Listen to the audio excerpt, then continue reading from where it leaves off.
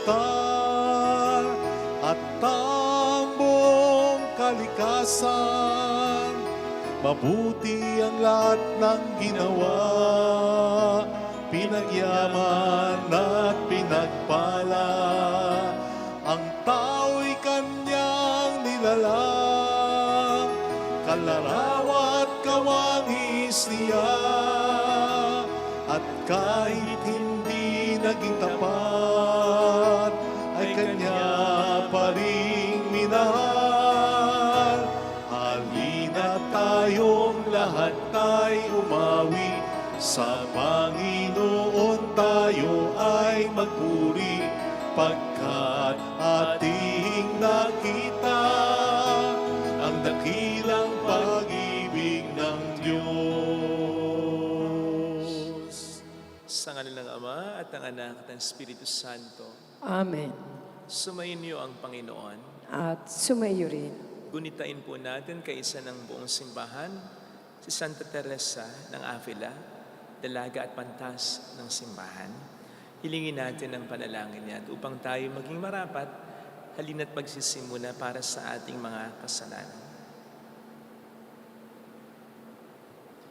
Tayo pong lahat, inaamin ko sa makapangyarihang Diyos at sa inyo mga kapatid, na lubha akong nagkasala sa isip, sa salita at sa gawa, at sa aking pagkukulang. Kaya sinasamo ko sa mahal na Birheng Maria, sa lahat ng mga anghel at mga banal, at sa inyo mga kapatid, na ako'y panalangin sa Panginoong ating Diyos. Kawaan tayo na mapagmahal na Diyos, patawarin sa ating mga sala, at patnubayan hanggang sa buhay na walang hanggan. Amen. Panginoon, kaawaan mo kami.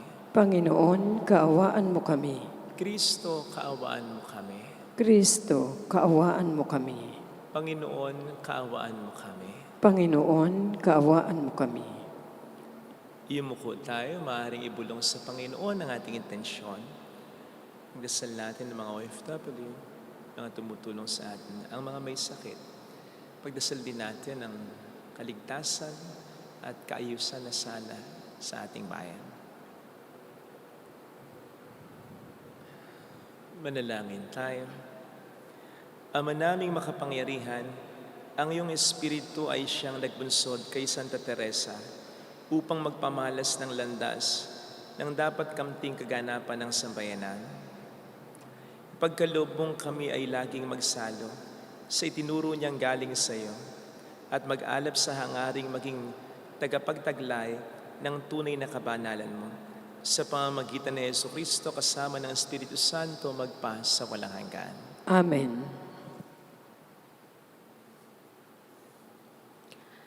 Ang salita ng Diyos mula sa sulat ni Apostol San Pablo sa mga taga-Roma. Sino ka mang humahatol sa iba, wala kang maidadahilan, sapagkat sa paghatol mo sa iba, hinahatulan mo rin ang iyong sarili. Palibhasa, ikaw na humahatol ay gumagawa rin ng gayon. Nananlaman nating makatarungan ang hatol ng Diyos laban sa mga gumagawa niyon. Akala mo ba'y makaiiwas ka sa hatol ng Diyos kung hatulan mo ang mga gumagawa ng mga maling gawain, ginagawa mo rin? O hinahamak mo ang Diyos? Sapagkat siya'y napakabuti, mapagpigil at mapagpaumanhin. Hindi mo ba alam na binibigyan ka niya ng pagkakataong magsisi at magbagong buhay, kaya napakabuti niya sa iyo? Ngunit dahil sa katigasan ng iyong ulo at di pagsisisi, pinabibigat mo ang parusang ipapataw sa iyo sa pagpapahayag ng puot ng Diyos sa araw ng kanyang paghatol, sapagkat siya ang gaganti sa lahat ng tao ayon sa kanyang gawa. Ang mga nagpapatuloy ng paggawa ng mabuti sa paghahangad ng karangalan, kadakilaan at kawalang kamatayan, ay bibigyan niya ng buhay na walang hanggan. Datapwat matinding galit at puot ang babagsak sa mga lumilika ng pagkakabahabahagi at ayaw sumunod sa katotohanan, kundi sa kalikuan.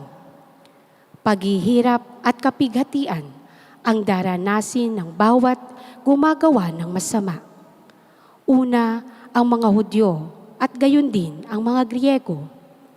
Ngunit karangalan, kapurihan at kapayapaan ang tatamuhin ng bawat gumagawa ng mabuti.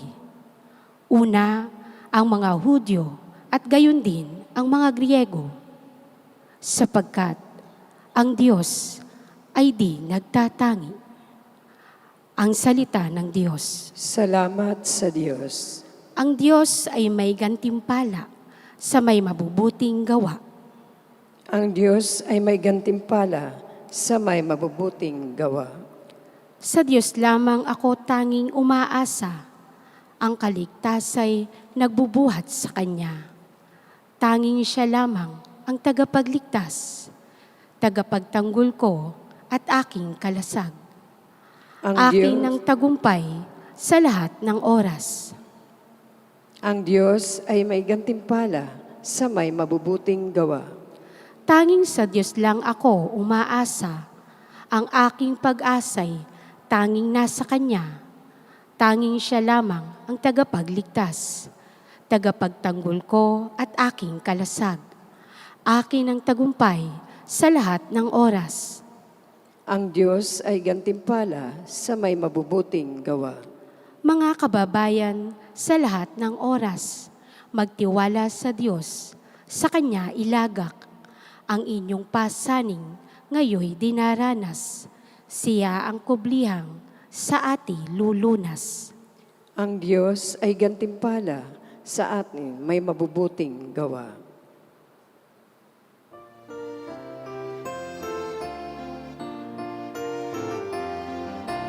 Hallelujah, hallelujah, hallelujah, hallelujah,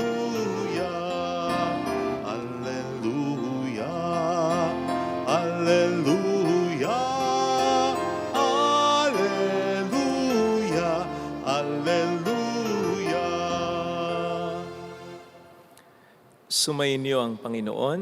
At sumaiyo rin. Ang mabuting balita ng Panginoon ayon kay San Lucas. Papuri sa iyo, Panginoon. Noong panahong iyon, sinabi ni Jesus, "Kawawa kayo mga Pariseyo, ibinibigay ninyo ang ikapo ng yerba buena, ng ruda at ng ipapanggulayin, ngunit kinakaligtaan ninyo ang katarungan at ang pag-ibig sa Diyos. Tamang gawin ninyo ito, ngunit huwag naman ninyong kaliligtaang gawin ang mga iba. Kawawa kayo mga Pariseyo, sapagkat ang ibig ninyo ay ang mga tanging luklukan sa mga sinagoga at ang pagpugayan kayo sa mga liwasang bayan sa aba ninyo. Sapagkat para kayong mga libing ang walang tanda at nalalakaran ng mga tao nang hindi nila nalalaman." Sinabi sa kanya ng isa sa mga dalubhasa sa kautusan, "Guro, sa sinabi mong yan, pati kami kinukutya mo." At sinagot siya ni Jesus, "Kawawa rin kayo mga dalubhasa sa kautusan, sapagkat ipinapapasa ninyo sa mga tao ang mabibigat na dalahin, ngunit ni daliri ayaw niyong igalaw sa pagdadala ng mga iyon." Mga kapatid, ang mabuting balita ng Panginoon. Pinupuri ka namin, Panginoong Jesucristo. Welcome sa Our Lady of Lasal at Quasay Parish, kung saan ayos lang pong umiyak at samahan tayo ng mahal na ina sa pag-iyak at sa pagdarasal sa kanyang anak upang maging maayos ang lahat. Siguro naman po naka-encounter na kayo ng mga taong parang hindi nila alam na may mali sa kanila. Halimbawa po, yung nangangahas agad na kumanta mula sa karamihan kahit alam naman ng lahat na sintonado siya. Yung nagvo-volunteer na maunang sumayaw sa dance floor, kahit parang parehong kaliwa ang mga paa. Yung naniniwalang magaling siya, kahit wala talagang ibubuga. O yung feeling maganda o gwapo kahit siya ka talaga. Don't get me wrong ha. Iba po yung mayroong self-confidence. Iba yon. Iba rin yung mga taong nag-express lamang ng kanilang sarili. Okay yun. Iginagalang po natin yun. Pero sigurado kung naintindihan nyo yung pinupunto ko, sadyang may mga taong naniniwala sila na sila yung taong pinipilit nila pero hindi talaga. Yung mga taong unaware sa mga mali, sa mga kulang nila. Sinabi ko po ito as an intro dahil parang ganito yung mga Pariseo at ang mga dalubhasa sa kautusan na kino-confront ni Kristo ngayon sa ating Ebanghelyo. Hindi sila aware ng kabulukan nila. Sabi nga ng Panginoon ay para silang mga libingan. Sa isang sipi ng Biblia ay sabi ng Panginoon na puro kalansay. Bulok ang nasa loob ninyo. Hindi nyo ito alam. Kaya siya na mismo, ang Panginoon na mismo, ang siyang nagpapaalam nito sa kanila. Sigurado po ako na ayaw nating malagay sa ganitong sitwasyon. Dahil pag-uusapan tayo ng mga tao. Pagtatawanan tayo. Worse. Lalong-lalo na kapag kabanalan na ang pinag-uusapan, yung isipin nating banal tayo, pero sa totoo lang ay hindi naman. And worse, kabaligtaran, puro pala tayo kasalanan, pero isipin nating banal tayo, unaware tayo sa ating pagiging mga makasalanan, hindi lang tayo pagtatawan at pag-uusapan ng mga tao. Ang worst dito ay masasabihan din tayong kawawa ng ating Panginoong Jesucristo. Kawawa sapagkat parurusahan tayo. Kawawa sapagkat may chance na magbago pero hindi natin makikita yung chance ng ito dahil hindi natin nakikita. Hindi natin inaamin that something is very wrong with us. And then, bibigyan pa tayo ng ating unang pagbasa ng isa sa mga dahilan kung bakit hindi matuon ang ating pansin sa mga sarili nating kasalanan at pagkukulang. At yan ay kapag wala tayong ginagawa kundi ang husgahan ng sinuman. Lalo pat kung ang ating hinuhusga sa kanila ay kaparehas lang din naman ng ating pagkakasala sa totoo lang. Doon, mas hindi nagiging obvious ang ating kasalanan sapagkat kasalanan ng iba ang ating pinagtutuunan. Halimbawa po, tingnan po ninyo ang labanan ngayon ng mga politiko na sangkot sa mga anomalya. Ninyo po ba napapansin? Batuhan lang sila, sisihan lang sila, turuan lang sila nang walang naglalakas ng loob na patunayan ng konkreto batay sa kanilang mga salin, batay sa kanilang mga bank accounts. Kung may batayan ang mga inaakusa sa kanila. Kaya ang nangyayari sa totoo lang ay inaalis lamang nila ang focus nila at ang focus ng iba sa kanila upang ma-focus sa iba at nang sa gayon ay hindi mabulatlat ng iba ang sariling baho nila. Unfortunately, ito naman ay tinatangkilik ng iba ng mga taong halos sambahin ang mga politikong pinapanginoon nila.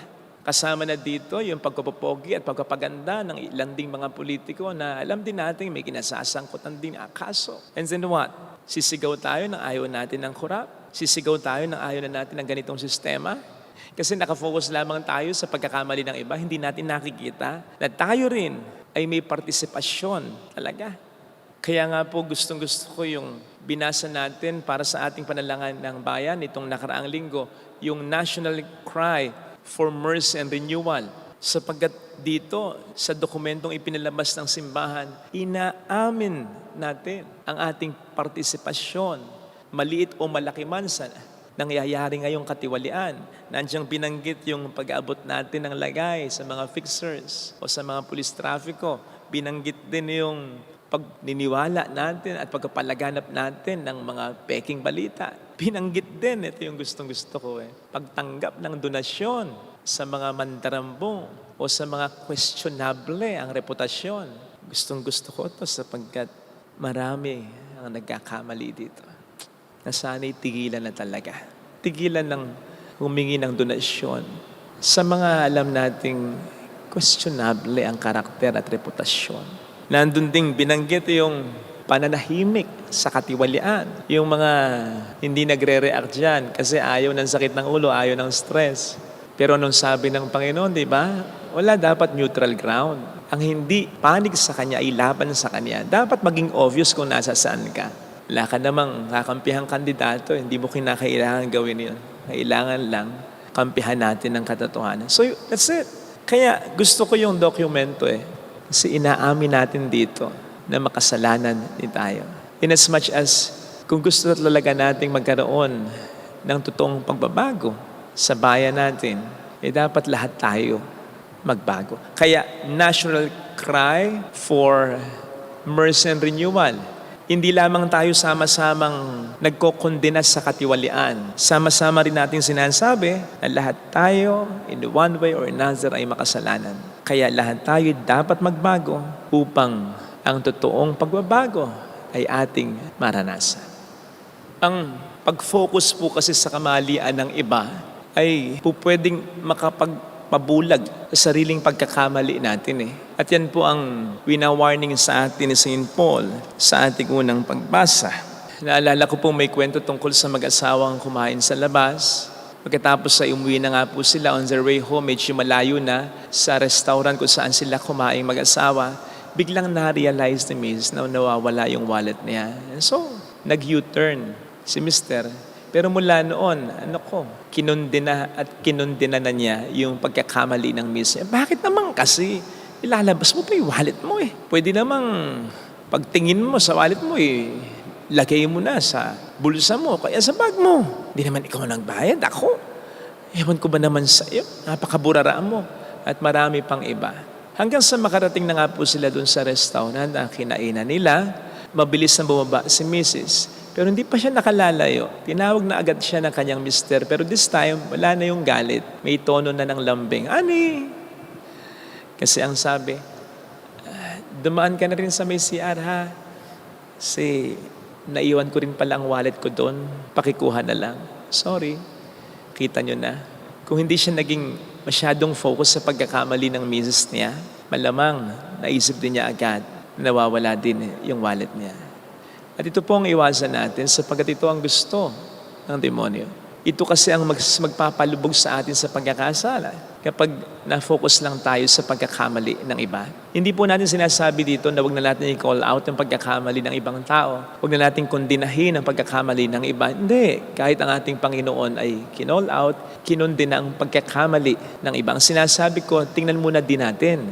I-check muna din natin ang sarili natin para maging credible tayo sa pag-call out ng pagkakasala ng kapwa natin at upang makapagbago din naman po tayo. Baka kasi ang mangyayari sa awa ng Diyos, magbago yung kinall out nating makasalanan pero tayo ang maiwan sa ating sariling kasalanan and then later on, lilitaw pa tayong mas makasalanan. Besides, kung gusto po natin ng totoong pagbabago sa bansa natin at kahit sa ating mga sariling pamilya, dapat total ang pagbabago. Lahat dapat magbago. Maliit man o malaki ang ambag natin sa problema, dapat i-acknowledge pa rin natin na parte tayo ng problema nang sa gayon, mas maging tunay yung pagbabago. At mahirapan na ang demonyo na sirain muli tayo. Ang bansa natin, ang pamilyang kinabibilangan natin. Sabi nga po, di ba, sa Biblia, do not give the devil a foothold.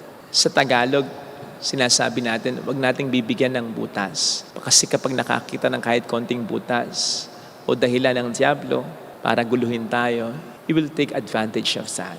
Huwag po nating bigyan ng kahit konting puwang ang Diablo. Nang sa gayon, maging totoo at matibay ano man ang hinihiling nating pagbabago. Amen. Lagay natin ang ating kanang kamay sa tapat ng ating puso.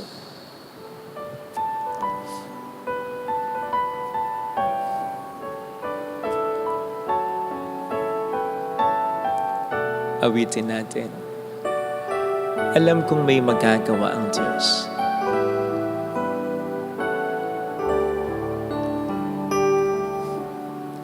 Alam kong may magagawa ang Diyos. Alam kong may magagawa ang Diyos. Alam kong may magagawa Walang imposible sa Kanya. ang Diyos. Kung ako'y magtatapat Kung ako'y magtatapat magtatapat. Sa Kaniya'y maglilingkod. Sa Kanya'y maglilingkod. Alam kong may magagawa ang Diyos. May magagawa ang Diyos. Alam kong diringgin ng Diyos ang samuko sapagkat anak niya ako. Diringgin ng Diyos ang samo ko. Alam kong diringgin ng Diyos ang samuko. Alam kong diringgin ng Diyos ang samo ko. Kung ako'y magtatapat, Kung ako'y magtatapat. sa Kaniya'y maglilingkod. Sa Kanya'y maglilingkod. Alam kong diringgin ng Diyos ang samuko. Diringgin ng Diyos Umikit tayo. ang samo ko. Panginoon, tulungan mo po kami magbago. Habang hindi pa nababago ang sitwasyon, habang hindi pa nababago yung taong pinagdarasal namin, kami ay baguhin mo. Kung ano man po yung mga dapat namin gawin, tulungan mo po kaming makita. Kahit na yung mga hindi namin napapansing kasalanan, yung mga kasalanan ayaw naming tingnan, hindi dahil sa ayaw naming aminin na kasalanan, kundi dahil ayaw namin talagang magbago kung kami magpapakatotoo lang. Gisingin mo po kami mula sa aming pagiging komportable sa kasalanan. Ayaw namin ito sapagkat hindi po pwede maging komportable kami sa anumang bagay na galing sa Diablo. Hallelujah! Walang gagawin ito kundi sirain kami. Walang gagawin ito upang sirain ang mga tao sa buhay namin. Siya ay muling babalik sa atin. Hindi niya tayo iiwan. Hindi niya tayo pababayaan. Paliwalaan natin yan. Hallelujah! Purihin ang Diyos. Hallelujah! Sa takdang panahon, babalik ang Panginoon upang tayo ay kunin. Tapat siya sa kaniyang mga pangako sa atin. At yun ang panghawakan mo, kapatid ko. Mayroong magandang mangyayari sa iyo. Huwag mong bibigyan ng kahit anong base ang demonyo. Alisin natin ang pagdududa. Alisin natin ang kalungkutan. Alisin natin ang mga mansamang kaisipan. Huwag nating bibigyan ng pagkakataon ng Diablo dahil pwedeng magsisi tayo. Gagawin niya kasi ang lahat. At kahit maliit na bagay, palalakihin niya. Upang tayo makuha, huwag nating ahayaan. Sinasabi ng Biblia na ang tukso ay ating labanan, ang demonyo ay ating layuan.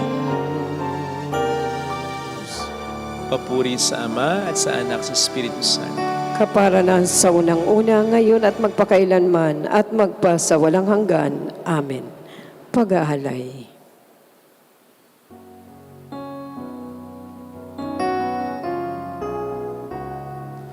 Ang tinapay na ito'y nagmula sa lupa, bunga ng paggawa.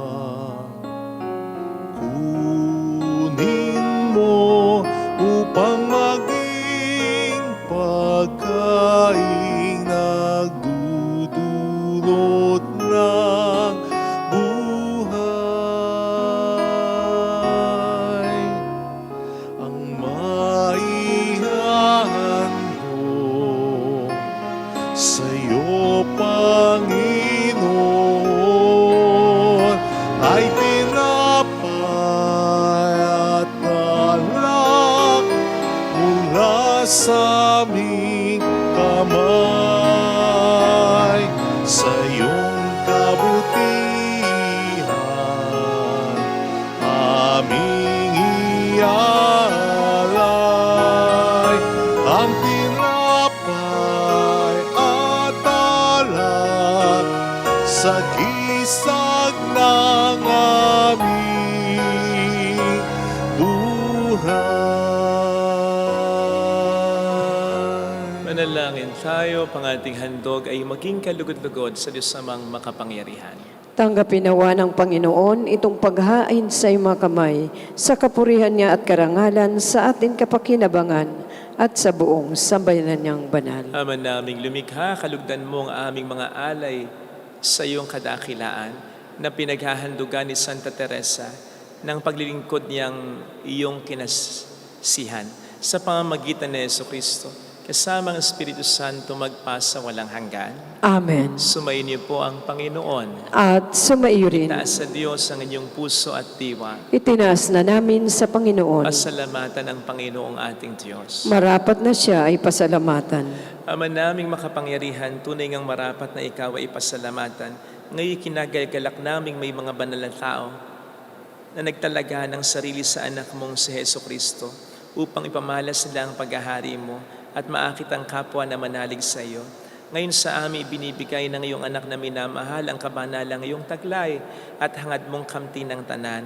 Ito ang pinanggalingang amin ngayong nililingon, dito mo rin nais na kami makarating at humantong. Kaya kaisa ng mga anghel na nagsiawit ang papuri sa iyo ng walang humpay sa kalangitan, kami nagbubunyi sa iyong kadakilaan. Santo, Santo, Santo, Panginoong Diyos ng mga hukbo, napupuno ang langit at lupa ng kadakilaan mo. Usana sa kaitaasan, pinagpala ang naparirito sa ngalan ng Panginoon. Usana sa kaitaasan. Ama naming banal, ikaw ang bukhal ng tanang kabanalan, kaya't sa pamamagitan ng iyong Espiritu, gawin mong banal ang mga kaloob na ito upang para sa amin ay maging katawan at dugo ng aming Panginoong Hesukristo.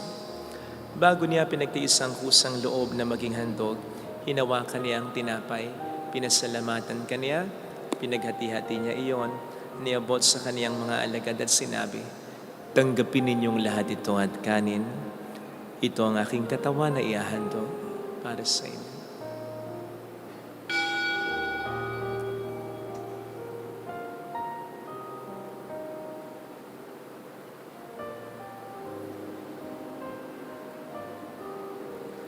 Gayun din naman nang matapos ang hapunan, hinawakan niya ang kalis, muli kaniyang pinasalamatan.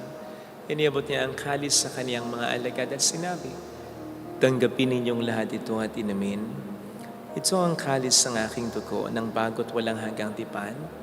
Ang aking dugo na ibubuhos para sa inyo at para sa lahat sa ikapagpatawad ng mga kasalanan. Gawin niyo ito sa pag-alala sa akin."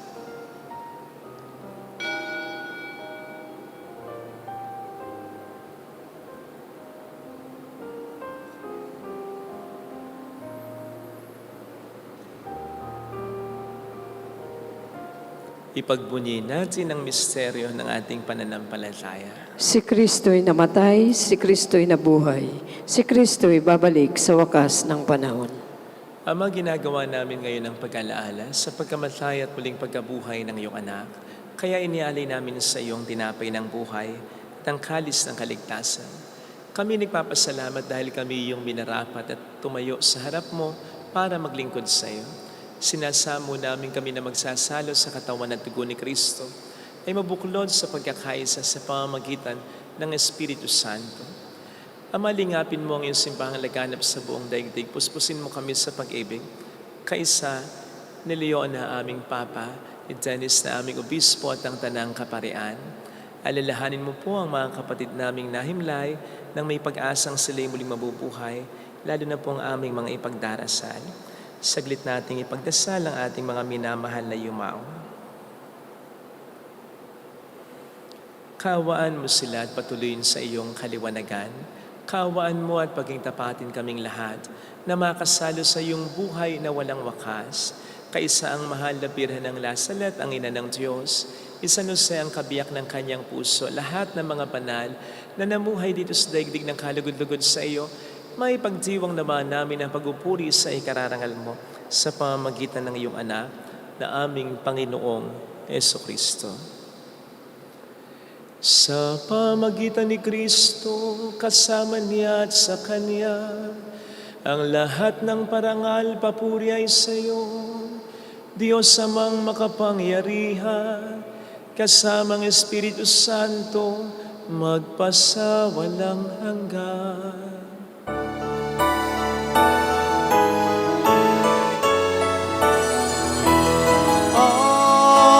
Amen.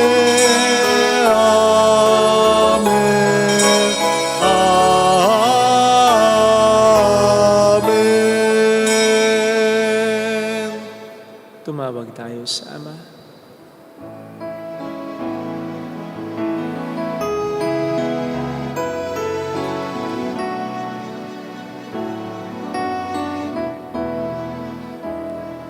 Ama namin, sumasalangit ka, sambahin ang ngalan mo,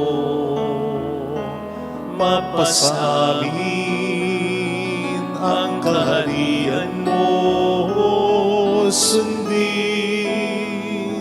ang loob mo dito sa lupa para nang sa langit. Bigyan mo kami ngayon ng aming kakanin sa araw-araw, at patawarin mo kami sa aming mga sala, para ng pagpapatawad namin sa nagkakasala sa amin.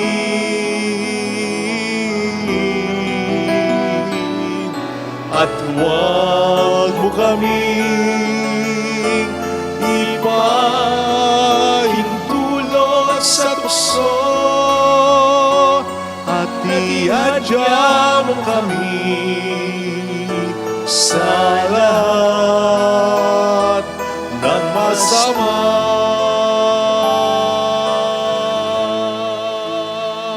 Iniling namin kami adya sa lahat ng masama, pagkalooban ng kapayapaan araw-araw, iligtas sa kasalanan, sa kapahamakan, sa mga seryosong karamdaman. Samantalang aming pinaghahandaan ang dakilang araw ng pagpapahayag ng tagapagligtas namin sa Heso Kristo. Sapagkat iyo ang kaharian, ang kapangyarihan at ang kapurihan, magpakailanman. Amen. Panginoong Heso Kristo, sinabi mo noon, sinasabi mo rin sa amin ngayon, kapayapaan ang iniiwan ko sa inyo, aking kapayapaan ang ibinibigay ko. Tungayin mo ang aming pananampalataya, wag ang aming pagkakasala. Pagkalooban mo kami ng kapayapaan at pagkakaisa sa iyong kalooban, kasama ang Espiritu Santo magpasa walang hanggan. Amen. Ang kapayapaan ng Panginoon ay sumainyo nawang lahat. At sumaiyo rin. Magbigayan tayo ng kapayapaan sa isa't isa. Peace be with you. Kapayapaan. Kordero ng Diyos na nag-aalis ng mga kasalanan ng sanlibutan, maawa ka sa amin. Kordero ng Diyos na nag-aalis ng mga kasalanan ng sanlibutan, maawa ka sa amin. Kordero ng Diyos na nag-aalis ng mga kasalanan ng sanlibutan, ipagkaloob mo sa amin ang kapayapaan.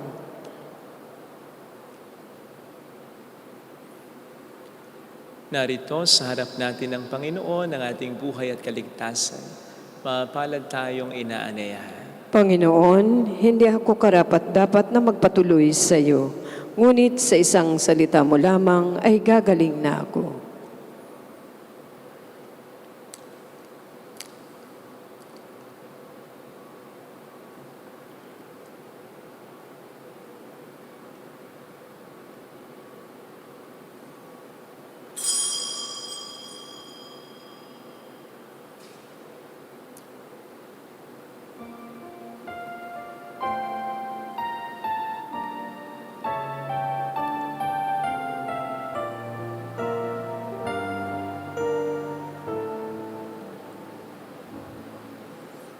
Panalangin para sa espiritual na pakikinabang.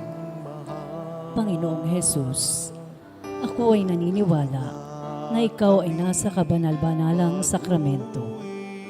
Iniibig kita ng higit sa lahat at ninanasa kong tanggapin ka sa aking kaluluwa. Sapagkat sa mga sandaling ito, hindi kita matatanggap sa sakramento. Tumuloy ka sa espiritu sa aking puso. Niyayakap kita na para bang naririto ka na. Inaalay ko ng buong buo ang aking sarili sa iyo. Huwag mong hayaang mawalay ako sa iyo. Amen.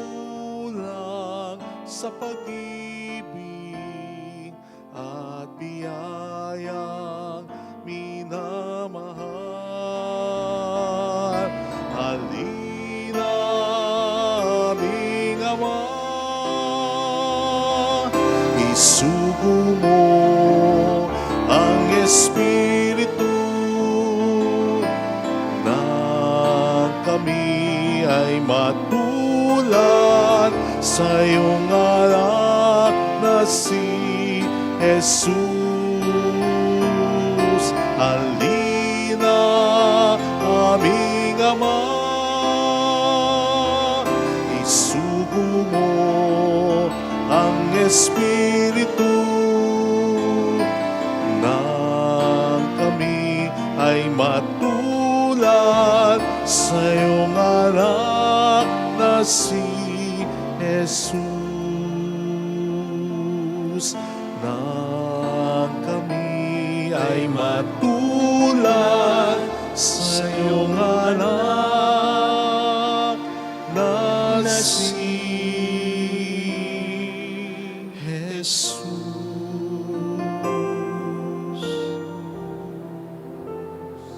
Manalangin tayo. Ama naming mapagmahal, pinapagsalo mo sa pagkaing iyong bigay ang tapat mong angkan.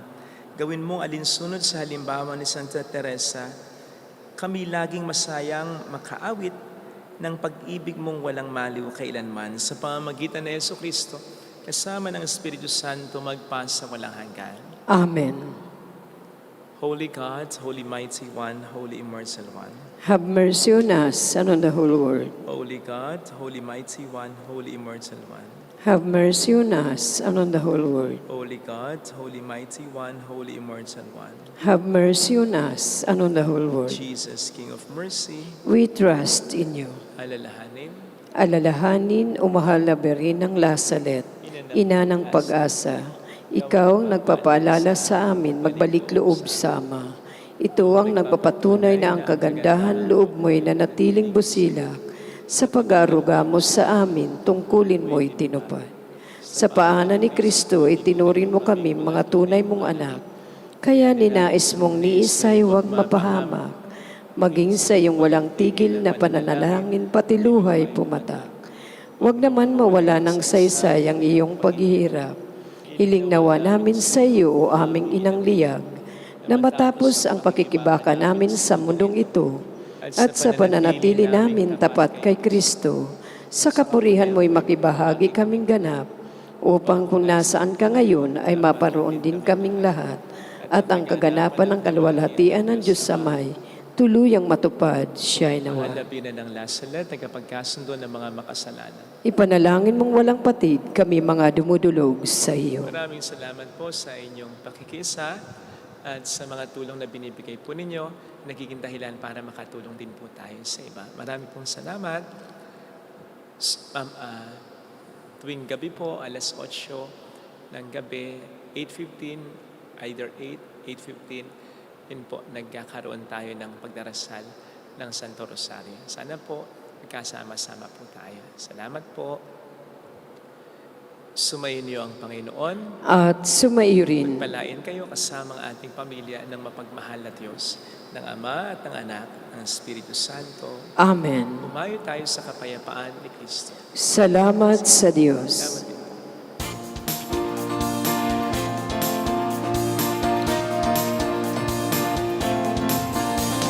Mary, Mother of the Lord, hear the prayer we sing to you. Let your tears sip in our minds and hearts as once they fell at Lazarus. Tell your people how to live again. Tell your people how to sing again. Tell your people how to dance again. Tell your people how to pray again. Mary, Mother of the Lord, hear the prayer we sing to you. Let your tears receive with our minds and hearts as once they fell at Nazareth.